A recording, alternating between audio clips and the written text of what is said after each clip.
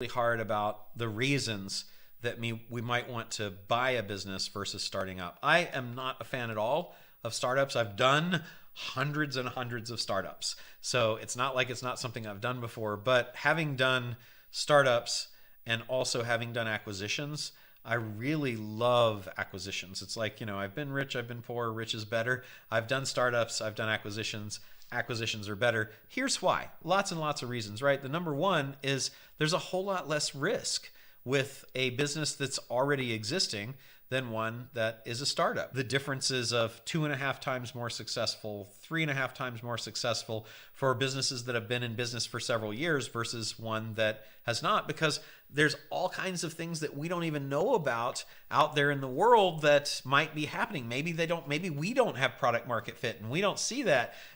Maybe we're going into business with a challenging partner. All of those things that can cause 90% of businesses for first-time founders to fail, and even 70% of successful previous founders to fail, those are all out there. We avoid all of that when we're acquiring a business that already exists. We get a really big advantage there. The second is that when we look to acquire, there are only a few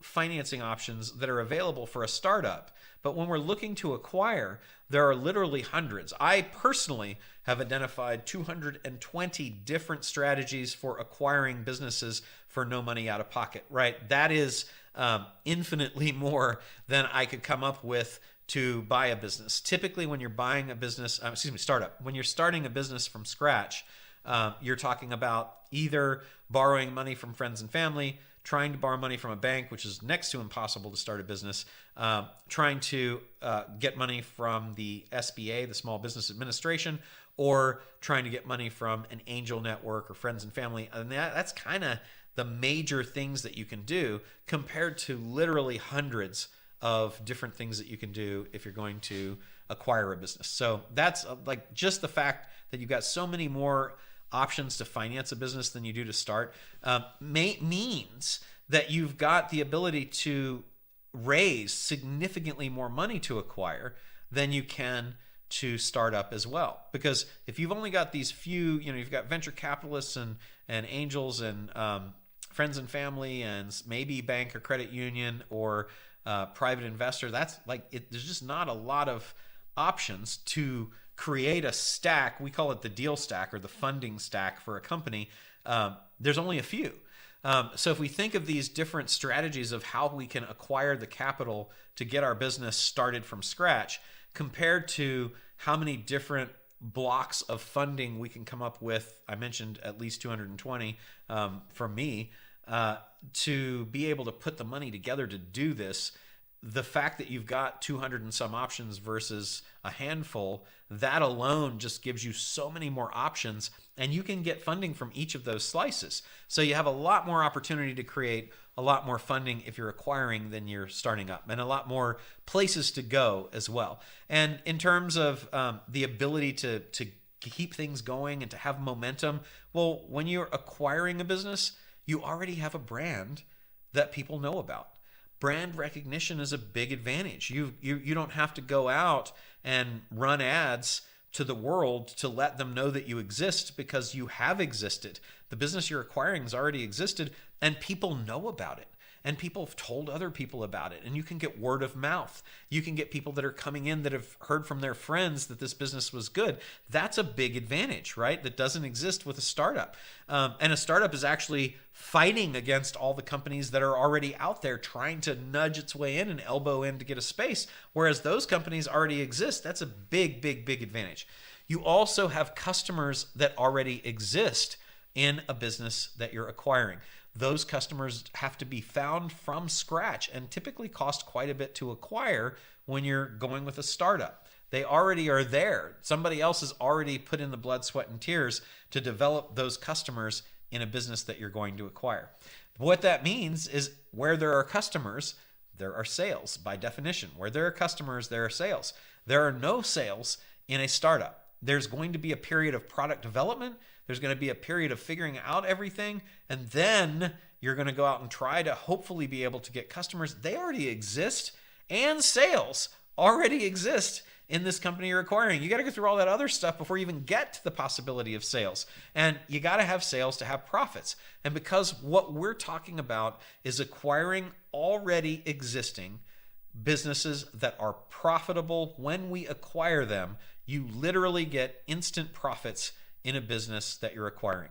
Profits can take a year or years to build in a startup. When you go in and you acquire a business, that business has already gone through the hard times and it's already figured out how to actually make a profit. So you're buying in at a time where you literally have a guaranteed profit.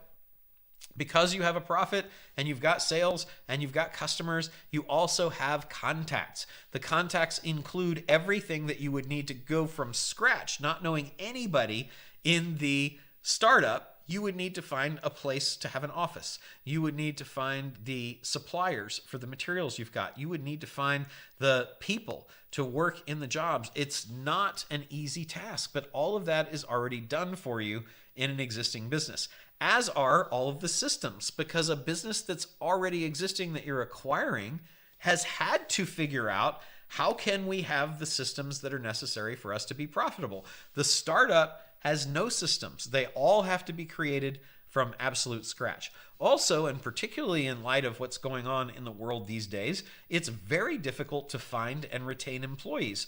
As a startup, you're going out and trying to pull people into your business and convince them that they should work for you in an existing business that's already profitable, that's already working.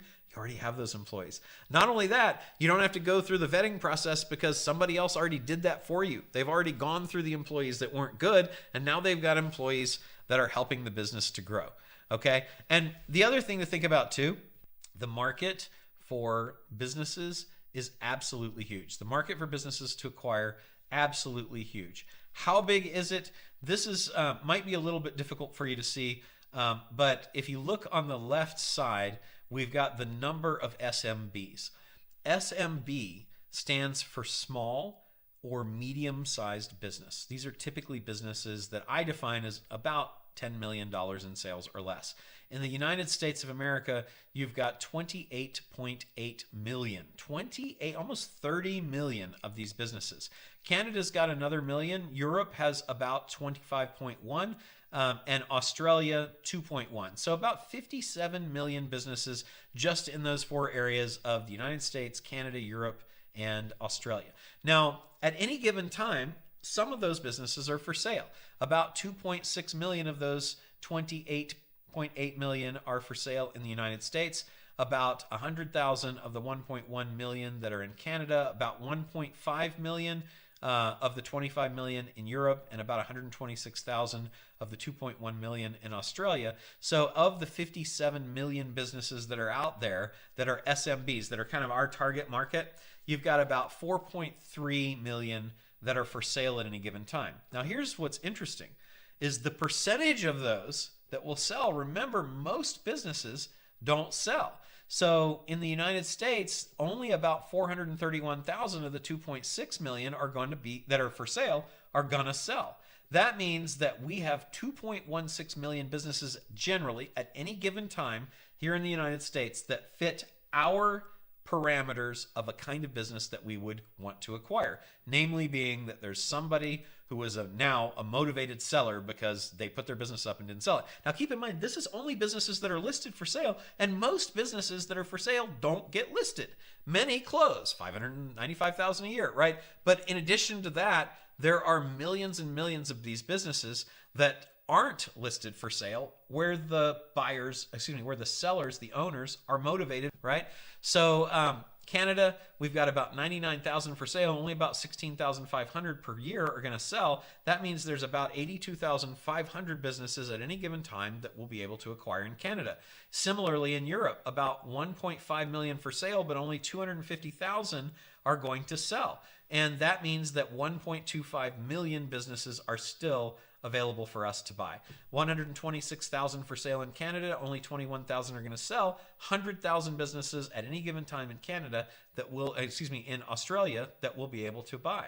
So out of 4.32 million businesses in these four areas that are for sale at any given time, only about 720,000 will sell, meaning that we have literally millions, 3.6 million businesses that we can target for sale that are going to fit our parameters. So all 3.6 million of those businesses won't fit your particular acquisition criteria, but that is the universe of businesses that simply didn't sell that would fit our parameters of the size of business that we would be looking to buy. So huge opportunity here, a giant market, and lots of reasons for us to share what we're doing, because I'm not afraid that you're going to come in and buy all the businesses that are for sale, because there's literally millions